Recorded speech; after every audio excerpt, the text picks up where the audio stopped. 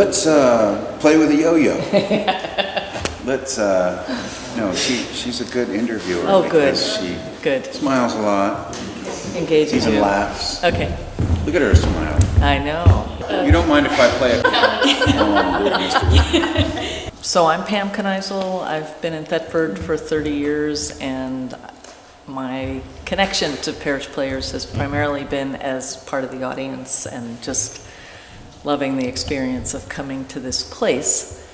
But the other reason I'm here is because of my husband, our friend, Pat Freund. This is Pat. This is his picture from the porch from one of the productions he was part of. But Pat died a year and a half ago, and the Parish Players was an enormous part of his life towards the end of his life, the last few years, and so that's part of what we can talk about. Yeah. Who are you? So I'm Duncan and Nichols, and I met Patrick when I was maybe 16, maybe 15, and I didn't know of his interest in the theater until the last 10 or 15 years. And he had a lot of interest in the theater. In fact, he used to go to, in New York City, where my dad lived after he was divorced, in a little street in the West Village, and he would go to a little theater there, I think HB, I think it was called. And so he was very interested, and his brother was very interested in the theater from very early, but I didn't know that about Patrick. But then working here in the Grange, mostly doing backstage stuff with Patrick, and he produced some shows too. But he sort of bloomed and blossomed in my eyes with the theater later in life. And that's what happens when we have kids, right? That we don't have time to do those things. But so I was always impressed with his joy and fascination with the theater. And knowledge, a lot of knowledge. Yeah.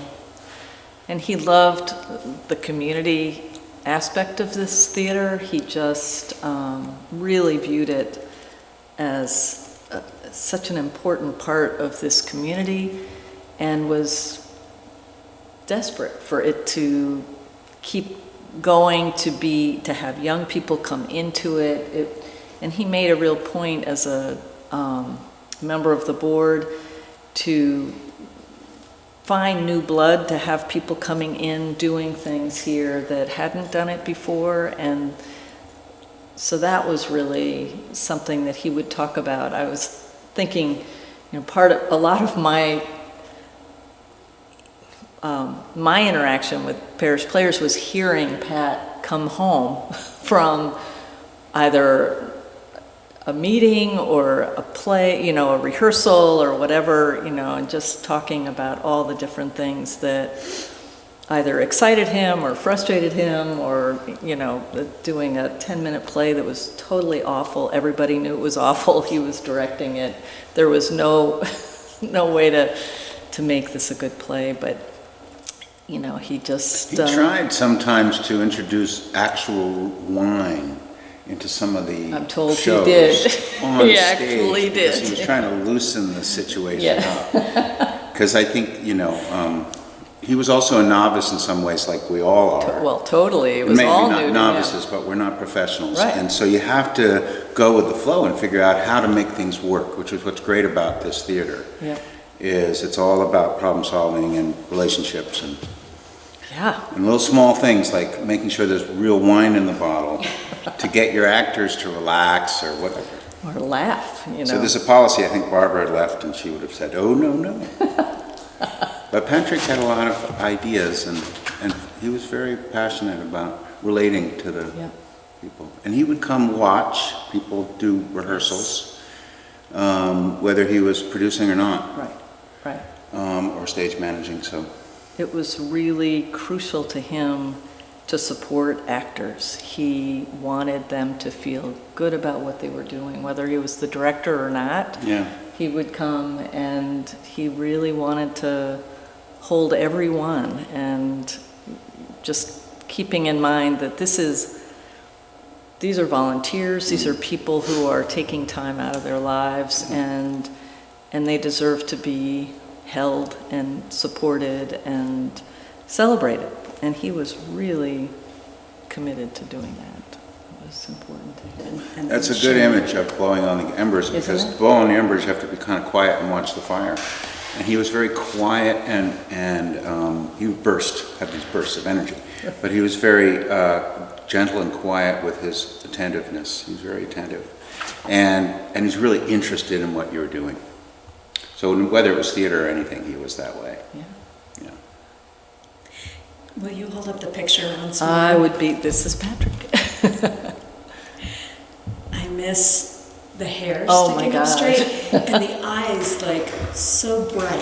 So just blue. So big Yeah. and open. Yeah. Yeah. I think his hope was to right place. After he had done all this work, he was, I mean, you know this even more than I do, but I think he was working on plays, a couple of plays, and didn't finish them, but I think he was sparked by the possibilities that came from him doing all the work he did here. The stories he wrote, a lot of them were very much about dialogue. He was really, I thought, really good with dialogue, which lent itself to theater. And he was just working on that, really, and didn't get to finish that. But I think it was he knew the possibility there. I would say you probably talked to him more about that. I thought he had two good parts of plays. Maybe they were complete, but I only heard parts of them. Right. And like his stories, his characters were really good. Yeah. And very interesting, and all very different. So they would be good in a play. In a play. Different, like a young girl who's a drug addict, and an old man who's a sex offender, and a young man who's a businessman, and they're all different, interesting characters. And forget the sex offender, let me remove that from tape right now. But his characters were always very interesting and difficult. Yeah. So that they were good characters to put on stage, because they were not easy characters. Yeah. But there was a lot of humor in his work too. Yeah. So I think he had a lot of creative energy that didn't get expressed. I mean, that's one of the sadnesses about him dying, is that he had ahead of him a lot more theater.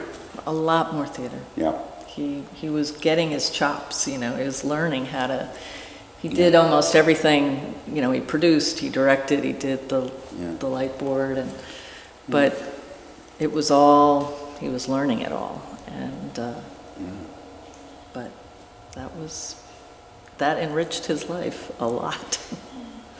Yeah. I think for me, it's mostly just what to be able to come here.